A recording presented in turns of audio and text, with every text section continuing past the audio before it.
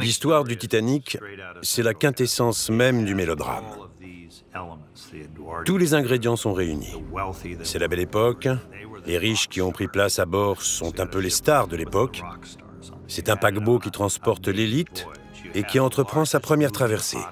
Et c'est enfin le plus gros transatlantique à jamais prendre la mer, d'où ce sentiment qu'il est invincible. Le Titanic a été surnommé le paquebot de rêve. C'est un palais flottant qui a surtout la réputation d'être insubmersible. 2220 passagers et membres d'équipage ont pris place à son bord lorsqu'il quitte le port irlandais de Queenstown le 11 avril 1912. Tous espèrent rejoindre New York en 6 jours.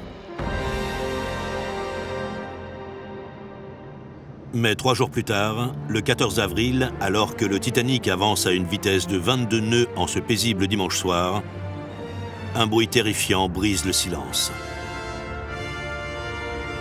Iceberg droit devant! Le Titanic percute un iceberg dans les eaux noires de l'Atlantique Nord, au large des côtes de Terre-Neuve.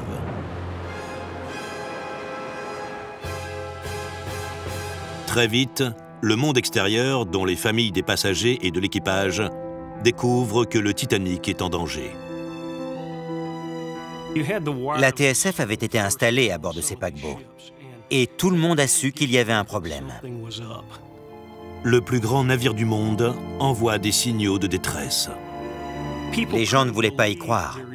Ils se disaient que c'était une erreur. Ce navire ne pouvait tout simplement pas sombrer. Dans la ville où le Titanic a vu le jour, les familles attendent avec angoisse des nouvelles. Les rumeurs allaient bon train à l'époque à Belfast. Ma grand-mère devait être morte d'inquiétude, parce qu'elle avait tour à tour entendu dire que le Titanic avait coulé, puis qu'il avait été remorqué sans faire aucune victime. Pendant 3 ou 4 jours, elle n'a pas su si son mari était vivant ou mort. 700 passagers s'entassent dans des canots et sont secourus par le Carpathia, le navire le plus proche. Les 1500 autres sont ensevelis par 4000 mètres de fond.